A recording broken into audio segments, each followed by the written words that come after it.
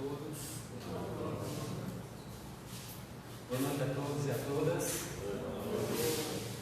É uma grande alegria estar aqui mais uma vez, convite da casa. E hoje nós vamos tratar do tema que nos foi propostos, o capítulo 7 do Evangelho segundo o Espiritismo, que tem como título Bem-aventurados os aflitos. E a gente vai tratar desse tópico, o que é preciso entender por pobres de espírito. Boa noite a todos mais uma vez. Chegando algumas pessoas. Nós fazemos parte da União Espírita Linha de Luz, que é uma das casas mais novas da cidade, né? Nós já estivemos aqui outras vezes. Então trazemos o abraço de todos que fazem parte da casa. Meu nome é Silvano Sérgio. Então nós vamos tratar desse tópico nessa noite, ok? Pequeno estudo desse tópico que está lá no Evangelho segundo o Espiritismo e que lá está bem explicado isso, bem explicadinho, certo? Logo no início, quando a gente começa a leitura, já está explicando o que significa isso, certo? Então a gente só vai ampliar um pouco mais essa questão que é trazida por Kardec, pelos Espíritos, que faz parte daqueles versos, que está inserido naqueles versos, no primeiro verso lá do Sermão da Montanha, em que Jesus, naquele momento, vai atender aquela multidão que o espera em diversas circunstâncias. Então, o que é preciso entender por pobre de espírito? Logo no início da obra, no primeiro parágrafo, Kardec já vai logo falando. E quando a gente lê isso aqui, é que está lá no livro, né? A incredulidade zombou desta máxima. Bem-aventurados os pobres de espírito, como tem zombado de muitas outras coisas que não compreendem. Aí a partir daí ele vai dar a explicação bem simples, né? Sintetizar. Depois ele vai trazer outros tópicos que vão estar relacionados com o tema para trazer um esclarecimento maior em relação ao tema. E por que é que ele diz isso? Porque realmente essa passagem, pobres de espírito, ela nos causa uma estranheza. Assim como outras passagens do Evangelho, e que na própria obra do Evangelho já está lá aquele capítulo, a moral estranha, quando Jesus fala algumas coisas e as pessoas ficam sem entender o que foi que ele quis falar com aquilo ali. Mas Jesus falando dessa forma, aí tem toda uma explicação, e a gente vai fazer aquele estudo, vai buscar o porquê e quais as consequências, porquê esse entendimento que a gente tem hoje. A mesma coisa é esse tópico aí, pobres de espírito. O que é que significa pobres de espírito? Então, no início, eu vou fazer um estudo assim, bem próximo de nós. Não fiquem um pouco assim chateados com o que eu vou trazer, eu coloco logo assim, porque é uma coisa bem simples, certo? Quando a gente vai ver o que significa pobre, é uma coisa muito simples. Não é preciso a gente estar trazendo isso aqui, porque todo mundo já sabe o que é isso, mas a gente vai trazer para isso ratificar o que nós queremos trazer com a explicação de uma forma mais clara, certo? Então todos nós já sabemos o que significa pobre, desprovido ou do necessário, principalmente das coisas materiais, né? De poucas posses, que não tem recursos próprios, pessoa pobre, pobreza, né? Que aparenta ou revela pobreza. Isso é o que é pobre, a gente entende o que é pobre. Então, hoje em dia, principalmente, a gente está vendo as questões sociais aí, muita gente nessas condições, né? Na condição de miséria mesmo. A gente fala de pobreza, mas a miséria, a gente até amplia com o termo miséria, porque as pessoas estão no fundo do poço nas questões materiais, né? Falta de moradia, falta de estrutura social, falta de educação, uma série de circunstâncias que muitas pessoas, alguns milhares, alguns milhões, não têm acesso, então ficam nessa base da sociedade da pobreza. Então a gente vai saber o que é pobre. Continuando. Quando a gente fala assim, fulano de tal é um pobre de espírito, muitas vezes a gente no dia a dia, no cotidiano, a gente está conversando, as conversas cotidiano, e muitas vezes a gente diz assim: fulano é um pobre de espírito. O que a gente quer dizer com isso, né? O que a gente quer dizer com essa frase hoje em dia? Na nossa concepção, na nossa linguagem, como é que nós entendemos isso? Como é que nós entendemos isso? Cada um de vocês aí tem na sua mente, ou já passou uma experiência dessa, numa conversa, mas tem uma ideia de mais ou menos o que a gente vai dizer. Fulano é um pobre de espírito. Eu trouxe alguns exemplos aqui, certo? Para ilustrar isso. Por exemplo, uma pessoa fraca. Às vezes uma pessoa fraca, estimulada, fulano é pobre de espírito. É um pobre de espírito. É um coitado, a gente diz assim, né? É uma maneira da gente entender essa questão, esse termo. Uma pessoa sem ação, a gente pode dizer isso também. Uma pessoa sem piedade, o pai agora já está ampliando para outros rumos, levando para outros rumos, mas ainda se enquadra nesse termo, pobre de espírito. Uma alma sem luz. As pessoas às vezes dizem, eu vejo muito isso nesses programas policiais que passam na mídia, no rádio, na TV, quando aquela pessoa que faz o programa, ela diz assim, que é um indivíduo sem luz, ele não diz assim, um espírito pobre de espírito, mas ele diz um espírito sem luz, mas é nesse sentido que ele quer dizer, pobre de espírito, uma alma sem luz. São concepções que a gente pode dar ao termo, certo? Lá no dicionário popular vai dizer, pessoa cruel, maldosa, que não tem respeito, empatia nem prosa. Isso é um dicionário que a gente viu lá na internet, né? E ele traz um exemplo aqui. Rodrigo é pobre de espírito, só deseja o mal do próximo. Veja, é uma interpretação de pobre de espírito. Eu quero que vocês vão entender por que eu estou trazendo esse termo, como a gente entende essa questão de pobre de espírito. Né? Continuando, aí uma imagem na internet que vai mostrar uma pessoa que é pobre, dá a entender que ela é pobre, está numa situação pobre, mas aí o que está escrito aí, a legenda vai dizer: o sábio agradece sempre, o pobre de espírito só reclama. Aquele que está na miséria, aquele que está cheio de dificuldades, ou aquele que não tem uma pessoa fraca, depende da condição dele. Então, só reclama, o pobre de espírito. É uma concepção também, vejam aí. Né? Aí também trazendo do dicionário, simplório, ingênuo, tolo.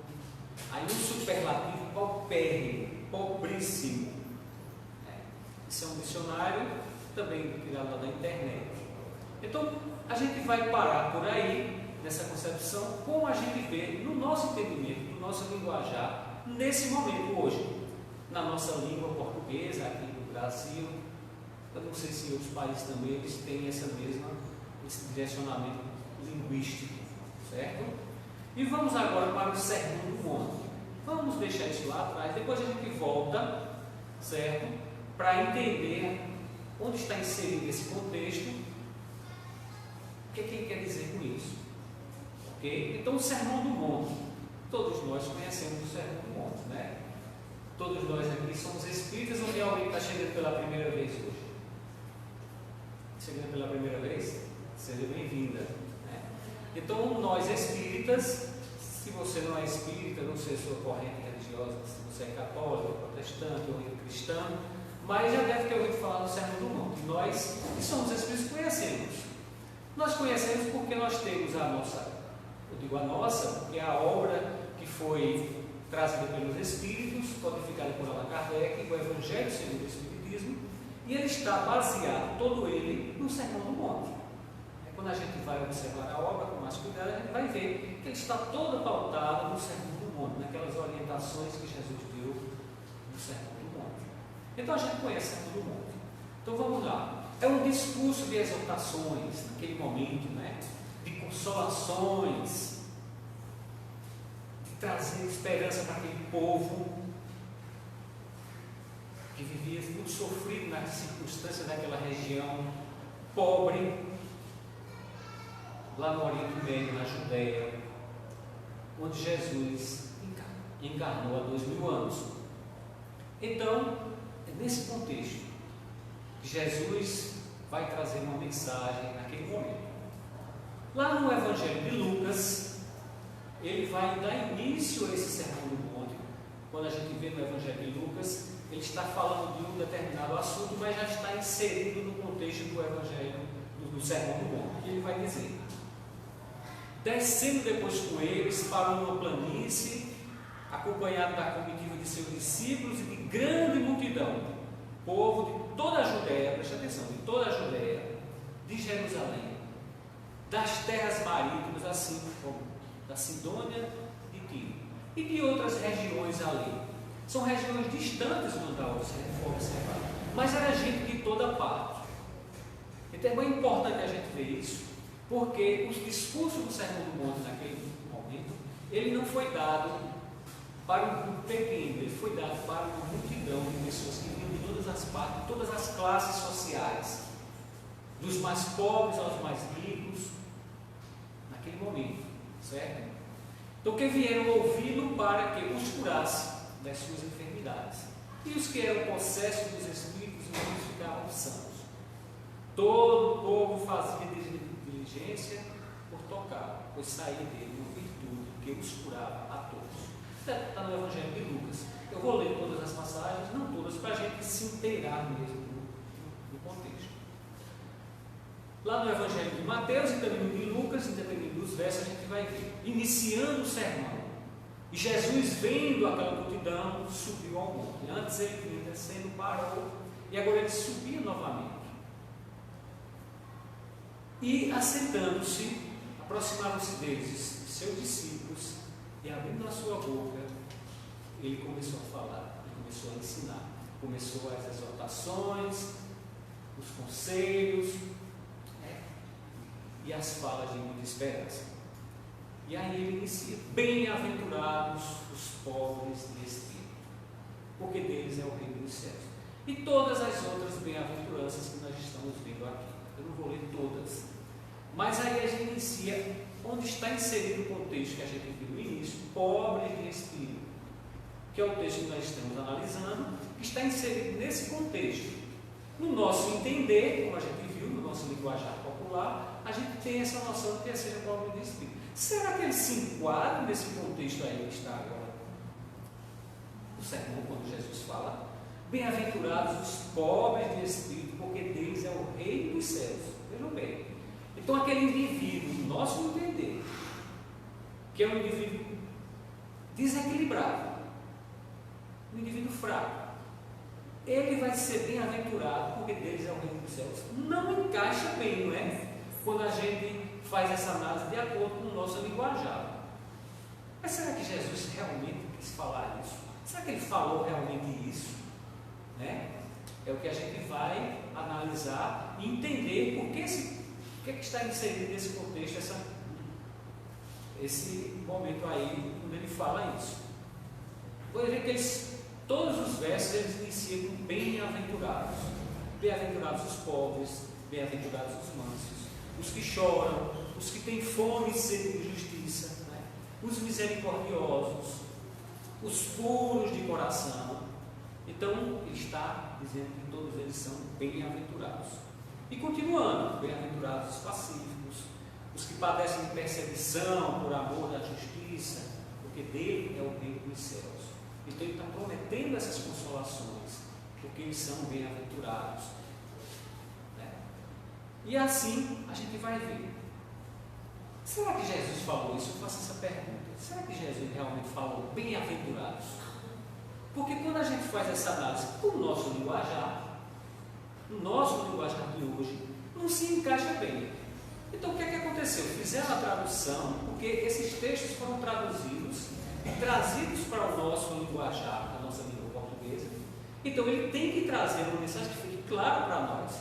Porque se uma pessoa que não tem um conhecimento mais aprofundado da cultura, da língua portuguesa, ou um entendimento intelectual, então fica difícil de você entender o que Jesus está dizendo com isso. Então precisa toda vez a gente se aprofundar e bem fundo para entender o que Jesus fala. Claro que Jesus falou por parábolas, né? Mas aquelas parábolas, naquele contexto da época, as pessoas entendiam. Jesus não veio para mistificar, ele veio para desmistificar, para clarear os caminhos, para que todos entendessem de uma forma clara. Naquela época, hoje a gente fica sem entender em muitas passagens. Por isso, a obra do Evangelho segundo o Espiritismo, as concepções, e os Espíritos vão explicar de uma maneira mais clara. É claro que a obra do Evangelho ela não vai minuciar todo o Evangelho, toda a boa nova, mas ele vai pontuar aqueles de ensino moral, principalmente o Sermão do Monte, como a gente vai ver. Mas aí ele vai clarear as nossas mentes, porque ele vai trazer esse entendimento de uma forma mais ampla que Jesus quis colocar. Porque quando a gente está lá em outra corrente religiosa, quando a gente vai perguntar aos doutrinadores, isso é muito comum. Eles dizem: olha, não vamos se aprofundar nisso, são mistérios de Deus, deixe isso para lá, o importante é a fé, o importante é você prosperar, você persistir. Não é bem assim. Nós somos espíritas e sabemos que a nossa fé, ela não é uma fé cega, é uma fé racional, que faz com que nós entendamos a coisa com lógica, que nos sirva. Porque para ser fé cega, tanto faz eu estar em qualquer corrente religiosa. Tudo bem que quando a gente sabe que não estou aqui colocando as outras correntes religiosas como inferiores, porque o importante é você estar bem. Se você está numa corrente religiosa A, B ou C, ou outra religião, não importa. Se você está bem, tranquilo, tudo bem, é o seu momento, é o seu tempo, aí é onde você deve estar, né?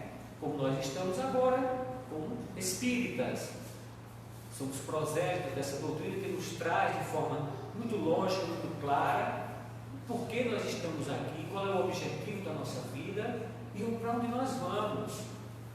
Os espíritos nos explicam isso de maneira muito clara, né? A doutrina vem há 160 anos para clarear, para agora a gente sabe. Então, continuando, será que Jesus realmente falou isso, né? Então vamos analisar o que é que significa bem-aventurados. É um adjetivo, substantivo masculino, sei lá, dicionário. Na teologia ele vai dizer que ou aquele que desfruta nessa vida ou após a morte das bem-aventuranças divinas.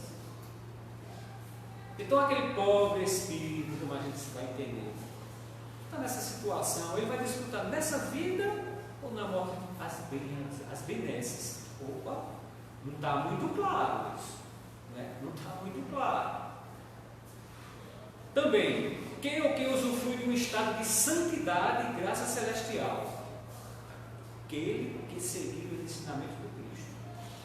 Então, o pobre de espírito, ele pode até ser cristão, mas para ele alcançar essa condição de bem-aventurado, ele tem que estar, ele já tem que estar bem equilibrado. Ele não pode ser pobre de espírito, como a gente entende, nesse popular, como a gente viu no início, né? Ele não pode estar nesse patamar, nesse nível.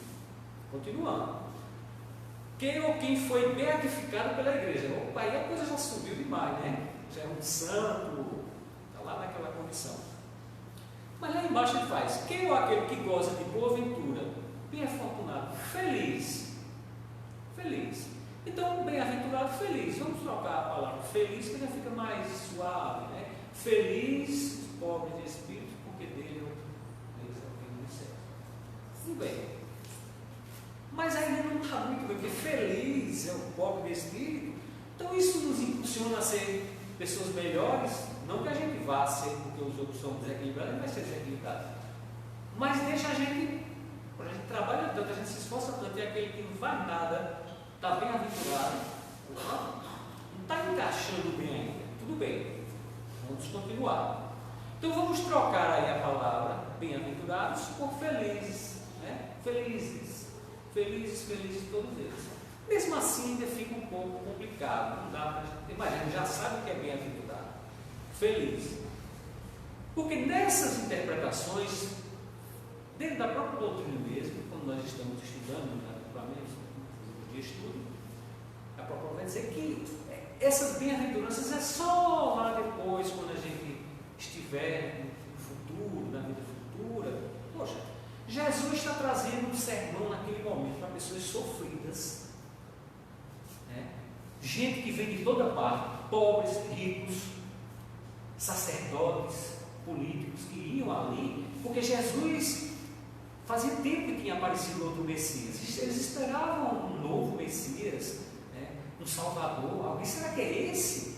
Jesus já tinha ganhado fama porque ele já tinha feito muitas curas, ele já iniciou com muitas curas, ele já deu exemplos de uma certa superioridade espiritual. Então as pessoas estavam curiosas, e muitos iam porque estavam doentes mesmo, como falou lá o evangelista.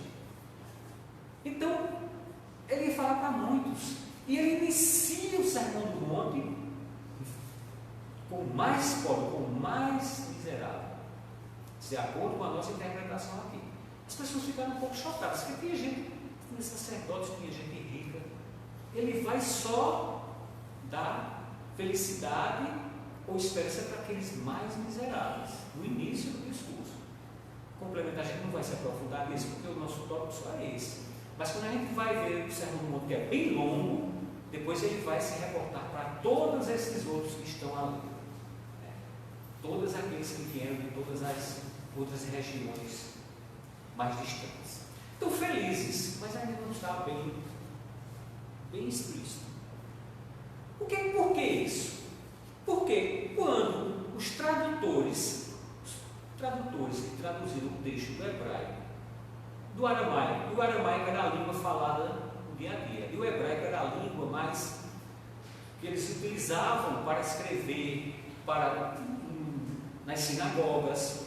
Então o aramaico era a língua oficial, podemos colocar assim, e o aramaico era a língua popular, utilizada pela maioria da sociedade, principalmente os pobres, os mais humildes. Então, quando fizeram as traduções destes textos antigos, os gregos, o paleo grego, eles não observaram que lá está escrito esse verbo aí, asher, do hebraico, e eles interpretaram por essa outra palavra grega, makarios, que significa bem-aventurados. Eles fizeram essa tradução, essa interpretação, e a partir daí eles não deram mais olhar para esse verbo aí. Vamos ver aqui. As traduções do judaísmo helenístico, grego, helenístico, é grego, né? Traduz eu não sei ler hebraico, mas tudo bem, por makarios, que é uma palavra grega, segundo a equivalência imposta pelo uso das traduções que foram da tradução 70. Durante mais de 2 séculos, os tradutores gregos da Bíblia hebraica já liam automaticamente essa palavra, onde o texto hebraico diz outra coisa, asher, certo? Então eles não davam atenção a esse verbo. Quando eles iam interpretar, primeiro eles iam só para que esteja interpretado e acabou-se. É bem-aventurado e acabou-se. Não prestaram, não deram atenção a essa tradução. Ok? O que aconteceu? Todos os dicionários etimológicos do hebraico bíblico, como o primeiro sentido radical, ashar, daquele verbo, ele significa marchar, ir direto, andar, ir em frente, avançar, progredir. Não significa bem-aventurados. Eles não deram atenção a isso, certo? Então, ser feliz, quando ele diz assim, bem-aventurado, ser feliz, é um sentido lá na frente, quando você atingir uma maturidade, aí você vai ser bem-aventurado, você vai ser feliz. Mas naquele momento, a palavra queria dizer, não bem-aventurado, mas isso, andar, ir em frente, caminhar, progredir, avançar, certo? Então vamos continuar agora. Quem é que fala isso? São os tradutores, muitos estudiosos do hebraico, que hoje estão analisando isso com mais cuidado, estão trazendo isso à tona. E tem um nosso amigo que já fez palestra aqui, que vem sempre a essa cidade, o professor Severino Celestino, que é um estudioso, estudou profundamente o hebraico e essas traduções. E ele, quando ele viu isso, ele está lá trazendo isso para já mais de 20 anos. E é interessante que dentro de nós, do movimento espírita, não damos atenção a isso. Continuamos a expressar, a fazer a leitura, a ler o texto como bem-aventurados. O que está acontecendo? Alguma coisa está acontecendo. Ou a gente quer ficar preso a esses textos para não ferir e continuar fazendo as nossas interpretações que a gente vê aí dentro do movimento espírita, certo? Eu estou falando isso porque esse livro a gente fala isso. É um equívoco milenar fazer essa tradução como bem-aventurados, porque na verdade é ir à frente, avançar, caminhe. Então ele tem capacidade para fazer isso, ele estudou, ele é um doutor, ele é professor da universidade, ele já fez pesquisas em Israel, nos textos antigos, ele entra em comunhão com vários outros estudiosos do mesmo assunto, e eles são nesse sentido aí, que o texto foi traduzido de maneira equivocada. Então, não é bem-aventurado. Jesus não falou bem-aventurados. Jesus disse assim: avante, caminhem. Então vamos trocar aqui agora. Essas são algumas das obras que o professor Severino Celestino já publicou, né, referentes a esses assuntos aí. A primeira obra, analisando as traduções bíblicas, quando ele vai fazer uma análise de várias passagens da Bíblia que são traduzidas e observadas de forma equivocada, porque o texto em hebraico ele não diz aquilo que está traduzido para o grego. Então, nessa hora também do Sermão do Monte, ele vai fazer uma análise do Sermão do Monte e vai trazer essas informações. E não só ele, estou trazendo mais outros estudiosos também. Eles é que vão ratificar isso, não sou eu que estou falando. Eu estou trazendo as informações, ok?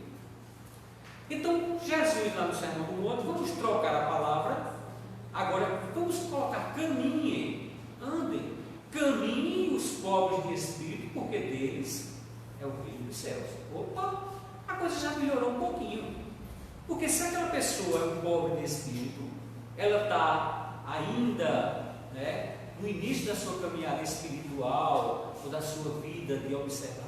Então, se ele caminhar, se ele andar, se ele progredir, ele vai alcançar o reino dos céus. Todos nós. A própria doutrina espírita fala isso, os espíritos.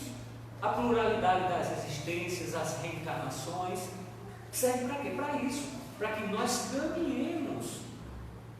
Desde quando nós nascemos, fomos criados simples e ignorantes, até a angelitude. Nós vamos caminhando. Ninguém é criado já bem-aventurado, como outras correntes cristãs já tem a ideia, aqueles dogmas que tem indivíduos que são privilegiados, já foram criados puros. Opa, tem alguma coisa, não é por aí. Então a coisa já melhorou aí. Caminhem os pobres de espírito, porque deles é o reino dos céus. Opa, já melhorou, né? Caminhem os mansos, caminhem os que choram. Então, o que adiantava Jesus falar naquele momento, aquelas pessoas sofridas? Vocês vão estar, são felizes, poxa, vocês são felizes porque choram, porque estão doentes, sentindo muita dor, vocês são felizes. Não tem muito sentido quando a gente vê isso. Vocês são bem-aventurados. Como a ideia dos tradutores é que essa felicidade, não seria naquele momento, seria no futuro. E dessa forma, caminhando, Jesus disse que naquele momento, pode ser no outro dia, eles podem alcançar algo de bom, uma melhora nas suas vidas. Caminhem, andem, se esforcem. Aí a coisa já melhorou. Então vamos continuando aí, né? O verbo, veja, na tradução hebraica, ele simboliza a dinâmica, ficou errado aqui, da salvação na vida do homem em marcha, em direção ao reino dos céus, ao reino do Pai, certo? Então, essa palavra, ela se encaixa perfeitamente no sermão, na exortação de Jesus, na esperança que ele estava dando naquele momento, naquele sermão longo, para aquela multidão de pessoas que vinham ao seu encontro, nas mais diversas circunstâncias, para atender aos seus interesses particulares, de dor, dor para alguns, curiosidade para outros. Então, se encaixa mais perfeitamente. Caminhem os pobres de espírito, porque deles é o reino dos céus. Então aí já deu uma clareada melhor, né? Caminhem. Mas a gente não está analisando, só que eu estou fazendo isso para a gente poder entender onde vai se encaixar o pobre de espírito aí. Certo? Porque se a gente analisar só o pobre de espírito e não analisar esse outro contexto onde está inserido no Sermão do Monte, a gente vai ficar sem entender de novo. A gente só vai entender o que significa pobre de espírito, mas ele vai estar inserido num contexto que não está adequado. Então a gente não vai ficar consciente do que Jesus quis nos trazer. A gente vai ficar meio perdido. Por isso que a gente tem que analisar primeiramente isso, para depois ver essa outra parte. Então a gente já sabe agora que não é mais bem-aventurados, certo? Não são mais felizes. Eles precisam se caminhar, precisam agir, se esforçar. Entendeu? Então vamos voltar à questão do pobre agora para ver se a gente chega no contexto do entendimento. Pobre a gente já sabe o que é, né? Só estou repetindo, na nossa condição, na nossa linguajar, a gente já sabe o que significa.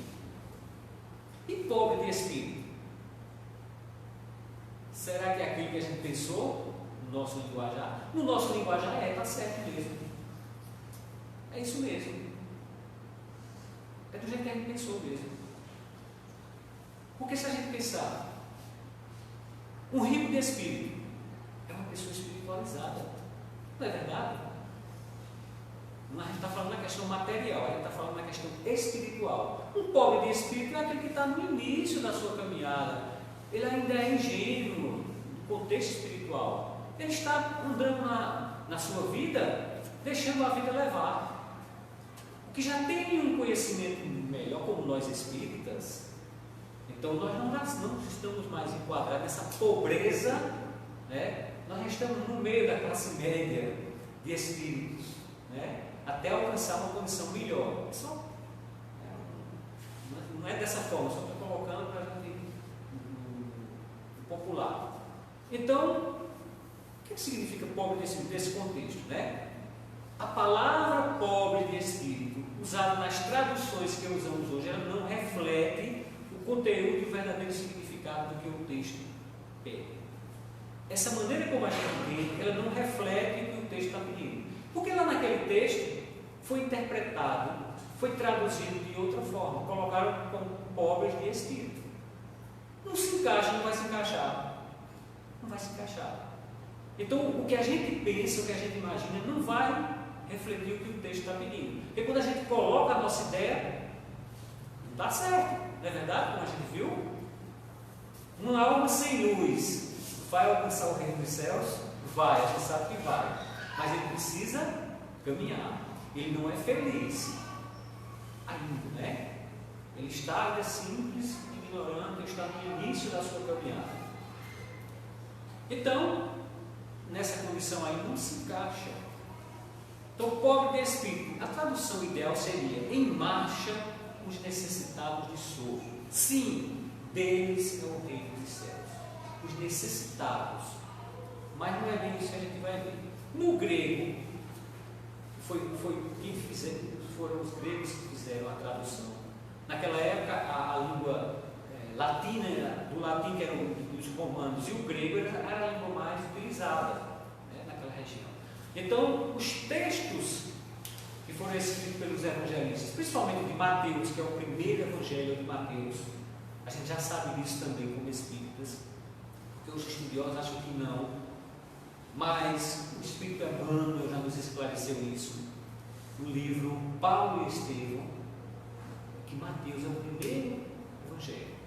Então, ele escreveu, e depois foram feitas cópias e mais cópias e mais cópias, e esses textos originais se perderam, mas as cópias que foram feitas para o grego continuaram a sendo copiadas. E quando eles fizeram essa cópia, eles copiaram dessa forma, interpretaram dessa forma, né? Então, há duas palavras no grego. Essa primeira, penikros, que significa pobre, necessitado. ela refere-se aos que não são ricos, mas têm que trabalhar para ganhar a vida. São os menos pobres, mas são pobres. E a outra palavra grega que eles utilizam para pobre, essa outra aqui, pitokos, significa reduzido à pobreza, à mendigância, que pede esmola, é aquele miserável mesmo.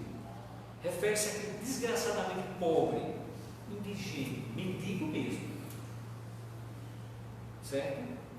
Então, eles utilizaram essa segunda palavra na tradução. Eu vejo que tem vários sentidos. Né? Como na nossa língua tem vários, a gente pode colocar vários sentidos. Pobre, no sentido de condição espiritual. Pobre no sentido material. Pobre no sentido de cultura. Não é verdade? E assim, pobre no sentido, por exemplo, do trabalho. Você é um profissional de uma área ou de outra. Então, eu trabalho na área de marcenaria. Então, quem não conhece a marcenaria é pobre no conhecimento de marcenaria. Já eu sou uma condição mais. E assim a gente vai entender. Então, no grego, eles utilizaram essa palavra aqui. Aqui está. Esta é a palavra usada no primeiro conselho de Jesus, que literalmente quer dizer os que são mendigos de espírito. Eles traduziram dessa forma. Os que são mendigos de espírito. Então, pobre ficou pobres de espírito. Então, felizes os cônscios, e eles entenderam que essa palavra queria dizer aqueles que estavam conscientes da sua necessidade espiritual. Não era questão também da pobreza material, mas eles interpretaram como eram aqueles que tinham consciência da sua pobreza espiritual. Aí traduziram como pobres de espírito.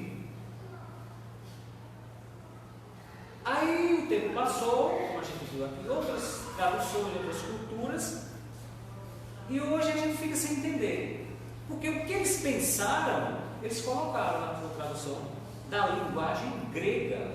E quando foi traduzido para o português, para o francês ou para outras línguas, ficou-se essa pobre de espírito que não se enquadra no texto das línguas. Porque mesmo que a gente fala pobre de espírito, não encaixa. Então por isso que ficou dessa forma. Como a pessoa mostra que é necessidade do espírito? Mostrando que é consciente da sua necessidade espiritual. E por que ele pode dizer que é feliz? Era a interpretação dos gregos. Por mostrar a dependência a Deus. A pessoa consciente de sua necessidade espiritual reconhece seus pecados e falhas e se humilha. É um pensamento grego. Né? Tem uma consciência sensível, valoriza a morte de Jesus, ora ao Pai para perdoá-lo. Portanto, a felicidade, como Davi escreveu, feliz é aquele cuja transgressão é perdoada, cujo pecado é coberto. Então, eles se baseavam em outros textos da condição espiritual e traduziram pobres de espírito. Mas será que está escrito lá no pobre de espírito, no texto original do hebraico? O pobre para Jesus era o ananim, isso é do hebraico, conforme o original, que quer dizer aquele que se curva, isto é, pobre de espírito, humilde, aquele que depende de Deus, seja rico ou pobre materialmente. Então era aquele que se humilhava, aquele que se doava à condição espiritual. Mas eles traduziram como humilde, como pobre de espírito. Aí hoje a gente fica meio perdido, porque eles traduziram do humilde para pobre de espírito. Porque um pobre material, ele pode ser humilde? Pode, mas ele pode também ser muito orgulhoso, não é verdade? Não se encaixa, porque o termo ele é amplo. Então, do original quer dizer isso. Pessoa que se curva, que está em consonância com a divindade ou com seus conceitos espirituais. Então, bem-aventurados os pobres de espírito, porque deles é o reino dos céus. É o nosso texto que está traduzido nas obras, nas Bíblias, No nosso Evangelho segundo o Espiritismo, que os Espíritos continuam trazendo isso, as traduções, né, lá de Kardec na França, eu não sei o original, mas as traduções foram feitas, diversas traduções no Brasil. Eu acho que podiam transformar isso, melhorar para a gente entender, mas cabe àqueles que estão, né, na condição de fazer isso. Aqui em hebraico, a palavra certa, né, bem-aventurados aqueles que caminhem, os humildes, porque deles é o reino do céu, no hebraico. Aqui na língua eu não sei ler hebraico, a letra não tem nada de hebraico. O professor Sérgio ele vai entender. Eu só trouxe só para ilustrar. Mas, traduzindo da minha forma, dessa forma, ele vai ler: avante os humildes de espírito, porque para eles é o reino dos céus. Deu para entender? Ou eu compliquei demais? Ou eu embolei ainda mais a coisa? Né? Então, pobres de espírito significa humildes de espírito. Os humildes. Lá no Evangelho está explicado isso bem claramente, como eu falei. Logo no início, ele vai logo direto. São os humildes. Certo? Só que ele não vai trazer essa explicação, como eu trouxe aqui, para clarear mais. Ele já vai dizer que é os humildes de espírito. Aí a gente fica... Como foi que ele chegou a essa conclusão? Né? Precisa clarear mais. Eu vejo alguns estudos, eles vão buscar em outros textos para chegar nessa conclusão de humildes. Porque na época também era uma maneira de se entender os humildes como pobres de espírito. Não. Eles não entendiam os humildes como pobres de espírito, não. Foi traduzido de maneira equivocada mesmo. Eu digo isso porque o professor Celestino diz, ele é que ratifica isso, eu acredito nele, eu sigo o conceito dele. E os que fazem os estudos dos textos hebraicos, eu digo isso por eles, certo? Então, pobre de espírito, aquele que se curva, humilde, ser humilde, né? Quer dizer, não é pobre de espírito, a gente tem que transformar. O que significa nesse texto que está traduzido dessa forma, significa humilde. Então, quando a gente for ler agora o Sermão do Monte, a gente não vai lá bem-aventurados, aí vai ter que ler porque está lá escrito, mas a gente vai entender que caminhem, vão para a frente, persistam, porque vocês irão alcançar uma condição melhor. Naquele momento em que eles estavam aflitos, podia ser no outro dia, na outra semana, na vida, naquela encarnação que eles existiam. Porque Jesus tinha a visão clara da vida, como o Espiritismo mostra. A encarnação naquele momento era um momento de muitas dificuldades, mas que as circunstâncias podem mudar de um dia para o outro. Se você persistir, se você trabalhar, você vai alcançar. E também no futuro você vai alcançar. Então, alcançava no momento e no futuro. Não como diz alguns textos, algumas traduções, algumas maneiras de interpretar, que só na vida futura que o camarada vai ser bem-aventurado. Não. Tem uma jornada longa. Né? Podia ser no outro dia, como eu estou dizendo, na outra semana.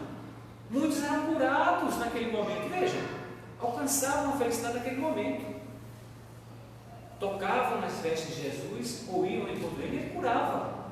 Então já teve um lenitivo naquele momento. Não precisou morrer, desencarnar, para alcançar, né, a bem-aventurança. Então era no momento e no futuro. Agora a caminhada é necessária. Então alguns textos agora aqui que falam de ser humilde. Aqui na carta de Pedro, quando ele vai dizer, ser humilde aos seus próprios olhos, ele não se exalta, ele não é orgulhoso, porque o orgulhoso não é humilde. O próprio texto lá do Evangelho vai tratar desse tema de orgulho, que é o contrário da humildade. Mesmo que ele possa ser considerado insignificante por outros, ele vê tudo como a vontade de Deus e se alegra que ele é permitido, como que ele é permitido compartilhar os sofrimentos com Cristo. Isso é o que ele está falando, né? Então torna-se natural para ele seguir o caminho do Cordeiro, Humilhação torna-se alimento, exaltando a recompensa. O ser humilde é nesse sentido. Pedro colocou isso naquele momento. Aqui, nega-se para que sua vida não seja uma ofensa aos outros de nenhuma forma. Será que a gente faz isso? Quantas vezes a gente se nega para não ofender o outro? O nosso orgulho é tão grande que quando a gente pisa no nosso carro, a gente já respira fundo assim, mas a gente está trabalhando para melhorar isso. Gosta de ocupar o lugar mais baixo, não porque deseja ser mais estimado, mas porque pensa que é precisamente este o lugar adequado para ele. Lucas, lá no Evangelho dele e na carta aos Filipenses. Então vai trazer esses modelos de humildade, né? E aí a gente encerra essa nossa observação de hoje em torno do termo. O que é que significa ser pobre de espírito? Ser humilde. Né? Ser humilde é humildade. Ser humilde. Agora, para a gente entender, encaixar essa pobreza de espírito, a gente tem que fazer todo esse arrudeio, porque se a gente for fazer a tradução ao nosso entendimento de pobreza de espírito com o nosso linguajar, não vai dar certo. Não vai dar certo. Não vai dar certo e a gente fica em dúvida, fica assim, poxa, não estou entendendo, mas tudo bem, estou dizendo que é, então eu vou aceitar. Mas a nossa fé, o nosso entendimento, ele é lógico, ele é racional. Então ele precisa ter um lastro para que a gente tenha a base sólida. Jesus já disse isso. Seus próprios ensinamentos, do próprio Sermão do Monte, lá no final, quando ele já vai se referir para outras pessoas, ele diz que vai construir a sua casa num terreno sólido. Porque se você construir a casa sobre a areia, isso é uma metáfora. Né? Então vai vir uma tempestade, vai levar a casa. Então nós temos que construir o nosso entendimento, as nossas percepções dentro dessa lógica, uma base sólida, para que a gente não se perca. Ok? Então, pobre de espírito, humilde. Okay? Então, uma boa noite para vocês, desejando aí o que o Mestre Jesus desejou a todos nós e aos seus discípulos naquele momento, né?